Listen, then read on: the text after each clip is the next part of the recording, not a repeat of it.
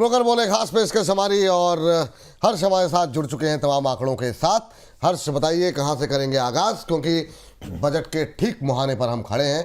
प्रवेश द्वार बिल्कुल खुल चुका है, कुछ ही घंटों का सफर है। कल अवकाश रहेगा, परसों बजट है। आज की पहली कंपनी जी इंडस टावर की बात कर लेते हैं हम यहाँ पर। आप ये देखिए, सिटी की रिपोर्ट है, खरीदारी की सलाह और 515 रुपए के इन्होंने यहाँ पे लक्ष्य दिए हैं। इनका सबसे पहले जो इस पूरी रिपोर्ट में है, इन्होंने साफ तौर पे कहा है कि वोडाफोन आइडिया को लेकर यहाँ पर जो है काफ़ी हद तक निर्भरता जो है वो देखने को मिल सकती है। यहाँ पे वोडाफोन आइडिया के जो AGR है उसका असर जो राहत मिलती हुई दिखी है, उसका इंडस टावर के लिए काफ़ी फायदा होता हुआ दिख सकता है। इन्होंने ये भी कहा है कि नई टेनेंसी की जो स्थिति है वो बेहतर विजिबिलिटी दिखाती है। साथ ही यहाँ पर अगर हम बात करें यहाँ पे, तो जो पुराने रिसीवेबल्स हैं यानी कि जो बकाए हैं वो भी धीरे धीरे करके जो है उसके वापस मिलने की संभावना यहाँ पे दिख रही है। और उन्होंने कहा कि बैंक कंपनी जो है बेसिकली बैंक के जरिए फंड रेजिंग की जो कोशिशें कर रही है उसका भी आगे चल के यहाँ पे फ़ायदा होता हुआ दिखेगा। लेकिन उन्होंने ये ज़रूर कहा है कि जो पे आउट है वो दोबारा शुरू होने की संभावना अभी थोड़ा लंबा समय लग सकता है। ये बात यहाँ पर निकल के आई है। और एक बीच इंडस टावर को में कल भी अच्छी तेज़ी थी, आज भी अच्छा मोमेंटम है। 515 का टारगेट सिटी ने दिया है। सर देखिए क्या आप सहमत हैं? और दूसरा, हमारे ट्रेन इन रेन करके एक हमारे दर्शक हैं, वो कह रहे हैं अमित सर मैं तो साइकिल पे घूमता हूँ और गोल्ड सिल्वर खरीद करके रख लिया है 2028 तक। मैं 2028 तक मैं अल्ट्रा रिच हो जाऊँगा। जे बात उसके बाद मैं खुद की ट्रेन लूँगा। ये अद्भुत है, अद्भुत। हमारे दर्शकों का भी सेंस ऑफ ह्यूमर अलग लेवल का है सर, बहुत शानदार। जी सर, क्या टिप्पणी रहेगी आपकी उस पे सिटी पर, सिटी की रिपोर्ट इंडस टावर पे? सर मैं सहमत हूँ। इनफैक्ट अगर थोड़े लंबे अवधि का नजरिया रखते हैं तो ये 575 रुपए तक का भी रेट आसानी से दिख सकता है। तो अगर ये लोअर साइड में कहीं 435 रुपए के आसपास मिले तो वहां से एक्यूमुलेशन स्टार्ट कर सकते हैं। एक्यूमुलेशन चलेगा 400 रुपए तक और टारगेट 572 रुपए के कुछ एक साल भर के अंदर ये आराम से देखने को मिल सकते हैं। ये टारगेट तो इजीली अचीवेबल है 515 रुपए के। ये बात इंडस टावर को लेकर के निकल के आई है। चलिए अगली कंपनी के लिए, अगले काउंटर के लिए चलते हैं दोबारा हर्ष के पास। हर्ष, अगला शेयर कौन सा? जी वेदांता की बात कर लेते हैं यहाँ पे। और वेदांता पे भी सिटी की रिपोर्ट है, खरीदारी की सलाह 900 रुपए के इन्होंने टारगेट्स दिए। इनको लगता है अभी भी जो है स्टॉक में तेजी बनी रह सकती है। इसके पीछे के इन्होंने लॉजिक दिए हैं। सबसे पहले तो उनको जो नतीजे हैं वो काफ़ी ज़्यादा पसंद आए हैं। कमोडिटी की जो कीमतें हैं वो बढ़ती हुई दिखी हैं, उसका असर है। वॉल्यूम है, फॉरेक्स जो है यहाँ पे वो बेहतर हुआ है। इसके अलावा कंपनी की जो लागत है वो कम होती हुई दिखी है। अब इनका कहना है कि यहाँ पर चाहे एल्यूमिनियम लंदन मेटल एक्सचेंज की बात करें, वहाँ पे भी संभावित जो है तेज़ी अभी भी देखने को मिल सकती है। एल्यूमिनियम से लेकर एल्यूमिनिया तक जो वॉल्यूम ग्रोथ है उसमें आने वाले क्वार्टर में थोड़ी सी गिरावट की संभावना यहाँ पे जताई जा रही है। लेकिन जो पूरे डीमर्जर की प्रक्रिया है वो FY27 के क्वार्टर वन में कंप्लीट होती हुई दिखेगी। और इसके अलावा उन्होंने कहा जो नेट टू डेट जो एबिटा के हिसाब से अगर कंपेयर करें यहाँ पे 1.23x पर आ गया है, यानी कि काफ़ी हद तक जो है कंपनी का कर्ज जो है वो कम हुआ है। यहाँ पर कैपेसिटी का एक विस्तार हो रहा है यहाँ पे, और जो तमाम चीज़ें हैं वो कंपनी के लिए पॉजिटिव दिख रही हैं। चलिए इस बीच तो वेदांता पे सिटी की राय खरीदारी की है, 900 रुपये के टारगेट निकल के आ रहे हैं। आज की गिरावट क्या खरीदारी का मौका हो सकता है, इस पर पूछते हैं अमित जी की राय। अमित सर क्या राय है आपकी? आप सिटी की इस रिपोर्ट से जो कि वेदांता के ऊपर है उससे सहमत हैं? यस विपुल जी, सहमत हूँ। लेकिन इसका टारगेट मुझे लगता है 2027 जनवरी में देखने को मिलेगा। लेकिन यहाँ पर वैल्यू बाय नहीं करना है। वैल्यू बाय आपको मिलती है 666 रुपए के आसपास, 666 के आसपास।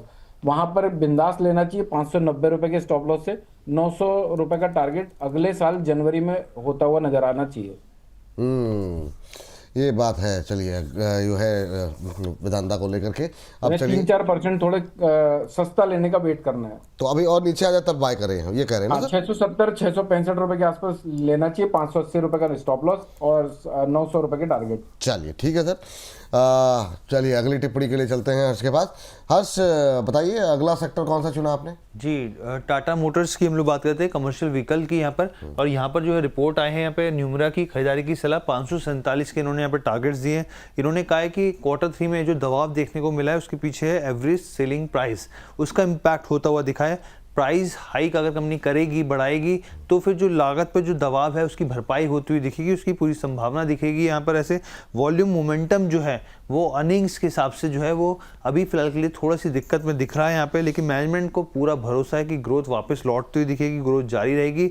और आने वाले 3 साल के अंदर आप देखिए, मतलब इन्होंने कहा कि 3 साल अगर घरेलू बाजार को बात करें, 3 साल बाद जो है कमर्शियल व्हीकल की जो है रिकवरी की उम्मीद इस Q4 में देखने को मिल सकती है। यहाँ पे शॉर्ट टर्म में जो ट्रेंड है वो काफ़ी ज़्यादा मजबूत है।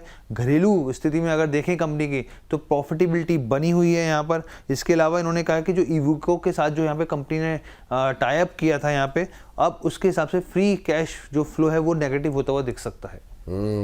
ये बात यहाँ पर टाटा मोटर कमर्शियल व्हीकल पे 547 तक के टारगेट निकल करके आते हुए अमित जी के पास जाएं। उस बीच हमारा पोल पे भी एक नज़र डाल लेते हैं।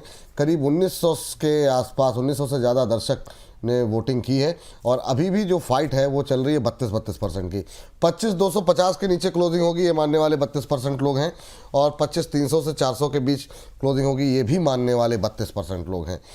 इसके अलावा 25,300 के नीचे क्लोजिंग होगी, ये मानने वाले 17%, लेकिन 19% लोग अभी भी ये मान रहे हैं कि 25,500 के ऊपर की भी क्लोजिंग हो सकती है। तो आप भी अपने इस पोल में पार्टिसिपेट करते रहिए और देखते हैं आखिर में जो है शाम को क्लोजिंग कहां पर होती हुई दिखाई देगी। लेकिन पहले जरा चलते हैं अमित जी के पास और अमित जी से जानते हैं टाटा मोटर व्हीकल पे अभी क्या करना चाहिए, कमर्शियल व्हीकल पे। सर, क्या राय रहेगी आपकी? विपुल जी, मुझे तो अभी इमीडिएटली बाय करने जैसा लगता नहीं है। 290 रुपए के आसपास एक बार गिर सकता है। चार्ट सेटअप खराब है और ये चार्ट सेटअप तब तक खराब रहेंगे जब तक ये 436 रुपए के ऊपर नहीं निकल जाता। 436 रुपए के ऊपर निकलता है तब ये प्रोबेबली 547 रुपए के टारगेट के लिए ओपन हो जाएगा, वरना करंट मार्केट प्राइस में अवॉइड करना चाहिए। 290 के आसपास अगर कभी इनकेस मिले, जो कि मिल सकता है, बाजार का और हमारा इंसान का कोई भरोसा नहीं होता, तो 290 रुपए के आसपास एंट्री प्लान करनी चाहिए। करंट मार्केट प्राइस में अवॉइड करना चाहिए।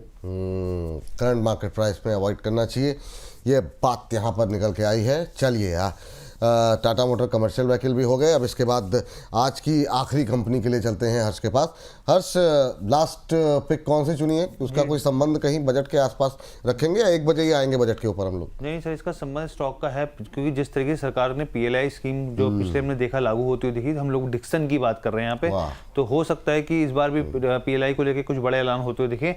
यहाँ पर जेफरीज की रिपोर्ट है, होल्ड की सलाह है और 11,350 के इन्होंने यहाँ पे लक्ष्य दिए हैं। क्यों दिए हैं? क्योंकि जो नतीजे आए हैं ऑपरेशन के हिसाब से वो कमज़ोर दिख रहे हैं इनको, और यहाँ पर खास तौर पे जो सेल्स है वो घटती हुई दिखी है। इनका ये कहना है कि वीवो और हांगकांग कम्युनिकेशंस के साथ जो कंपनी की JV होने जा रही थी, अभी तक वो रेगुलेटरी के मामले में फंसी हुई है। यहाँ पे अभी तक मंजूरी उस पर नहीं मिली है। ये एक बड़ा ट्रिगर है यहाँ पर, जो इन्होंने नंबर्स जो है यहाँ पे नीचे किए हैं अपने टारगेट्स। उसके अलावा इन्होंने कहा है कि जो डायनेमिक रैंडम एक्सेस मेमोरी होती है, जो रैम होती है यहाँ पर, उसकी कीमतों में तेज़ बढ़ोतरी से जो है इम्पैक्ट होता हुआ दिखा है यहाँ पे मोबाइल ऑर्डर बुक के ऊपर कंपनी के।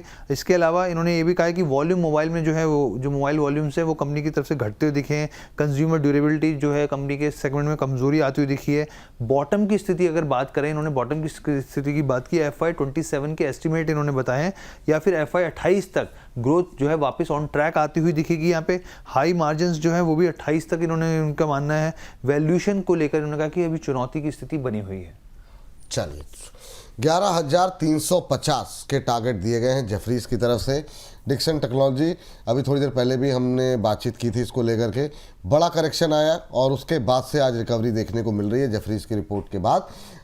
अमित सर, क्या व्यू है सर, और क्या करना चाहिए अभी? विपुल जी, डिक्सन मेरी फेवरेट स्टॉक की लिस्ट में भी है और मुझे लॉन्ग टर्म में ये 11,000 12,000 भी नहीं, ये हो सकता है 24,000 रुपये दिख जाए, लेकिन इसके लिए 3-4 साल देने पड़ेंगे। अब बाय कहाँ करें वो एक सबसे बड़ा क्वेश्चन है। तो मुझे लगता है कि ये डिक्सन जैसे स्टॉक को हर फॉल में ऐड करना चाहिए। वो एडिशन कहाँ कहाँ हो सकते हैं वो मैं बताता हूँ। एक तो 9,700 रुपये के आसपास एडिशन हो सकता है, 8,200 के आसपास एक एडिशन हो सकता है और 6,300 के आसपास एक एडिशन हो सकता है। अब इतना बड़ा फॉल आए नहीं आए वो तो एक अलग बात है विपुल जी, कोई चीज़ का भरोसा नहीं होता है।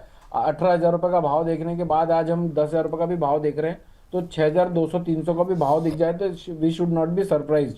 लेकिन इन सारे स्तरों पर कुछ कुछ माल डिक्सन में लेना चाहिए, यानी कि कभी भी कोई सडन फॉल आता है तो ओवरऑल 3 से 4 साल का अगर टाइम फ्रेम देते हैं तो ये यहाँ से कम 2.5 गुना हो सकता है। 24-25 हज़ार रुपये का भी स्टॉक दिख सकता है ये। जी।